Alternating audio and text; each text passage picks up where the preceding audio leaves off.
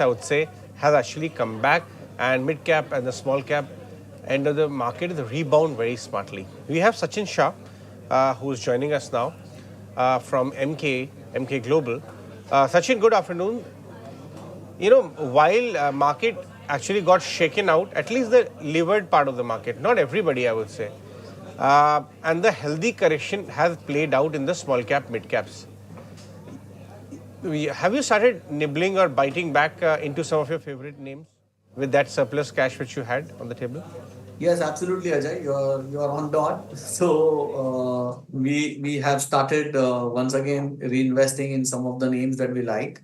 Wherever we have seen some decent amount of price corrections, and of course we are also done with the latest earnings season. So wherever we have got confidence in terms of the business outlook, wherever we believe that over the next 2-3 years the growth trajectory is going to be fairly strong, and the valuations are now at least in some of the mid and the small cap names we are seeing at least a 15-20% plus kind of correction. So we believe this is a good entry point, and we plan to deploy our cash at this point in time.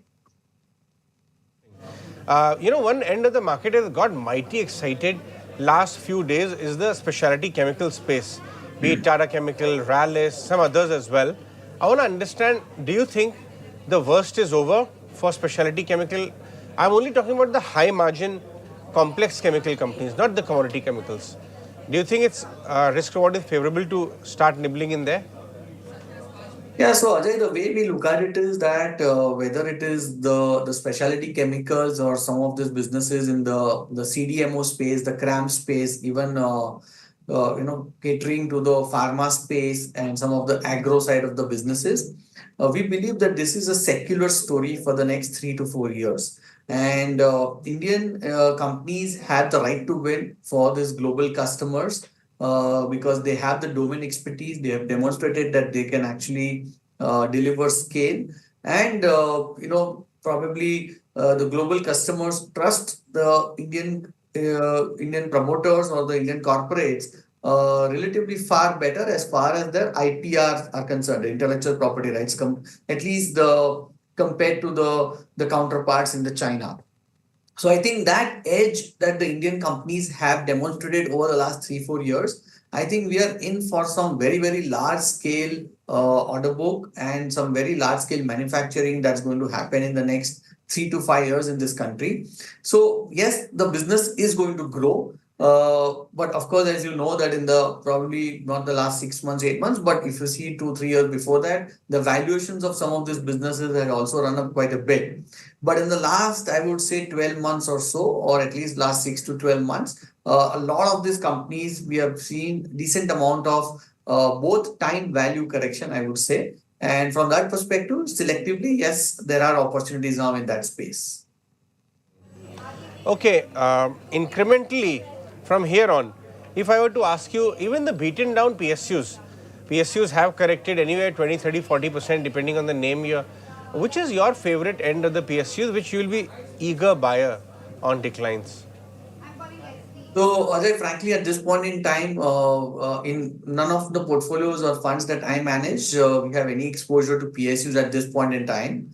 So difficult for me to comment, but yes, we are evaluating some of the businesses, whether it is in the defense space or in the railway space, where we believe there is a very, again, high growth trajectory because the order books, again, over there are fairly strong.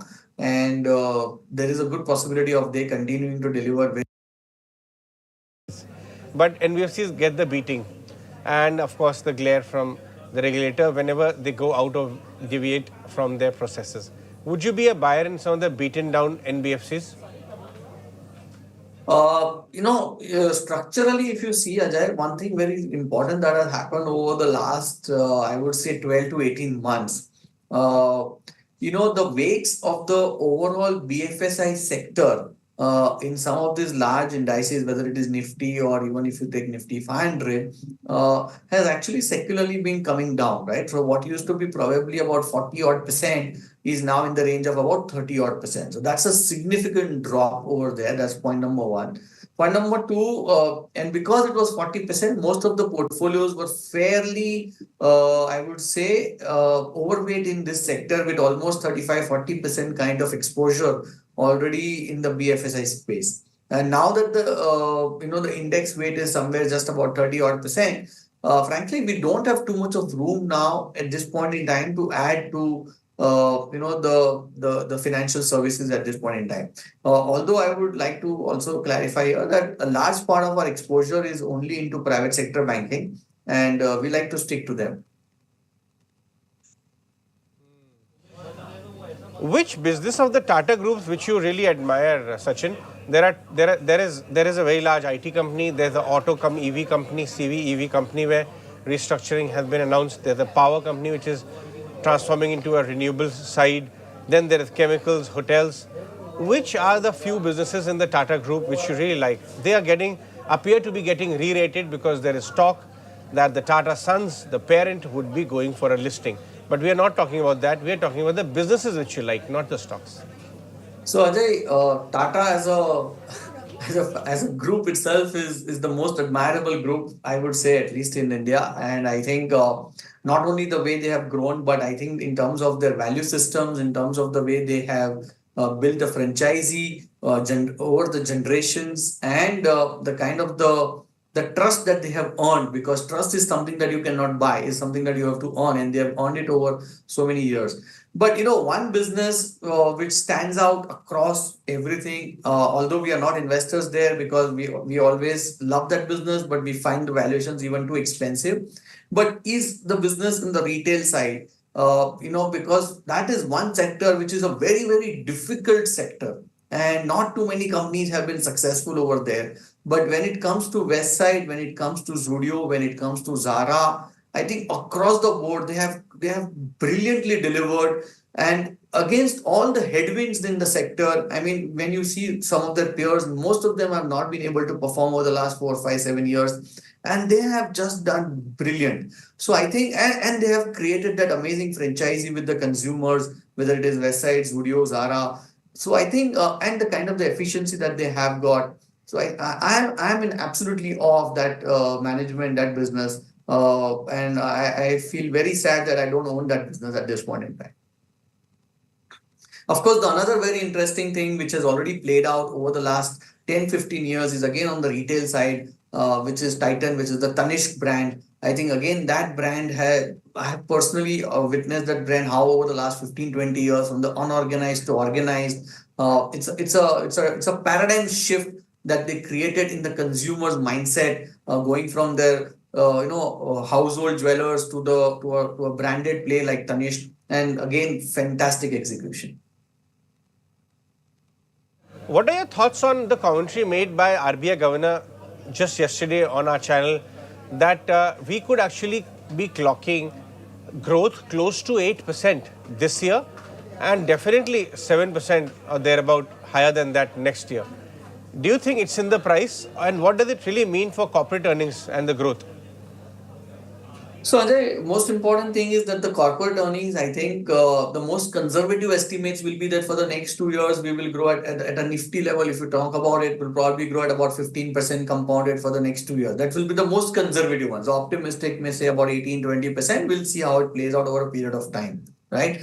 I think the most important thing when it comes to the domestic GDP growth, I think, is the manufacturing sector that has kicked in. Right. We are seeing some amazing amount of the capex that from the private sector side that's happening, and some of the very, very large capex in the emerging sectors, whether it is your the solar cells, whether it is electric batteries, or whether it is your in the renewable energy space, right? So all of these places we are seeing some significant amount of capex that is getting lined up and is already happening at the ground level. The other very big enabler is the PLI side, right? We already, I think, more than 1 lakh crores is already invested on the ground, and another at least 2.5 lakhs in the next couple of years is going to happen over there. right? And there are at least some of the large industries like your steel, cement, all of them are probably today running at very high capacity utilizations. So, and the large players within that industries now have very, very strong balance sheets, very, very, I would say, high generating cash flow machines at this point in time. So, they all of them are actually going to reinvest significantly,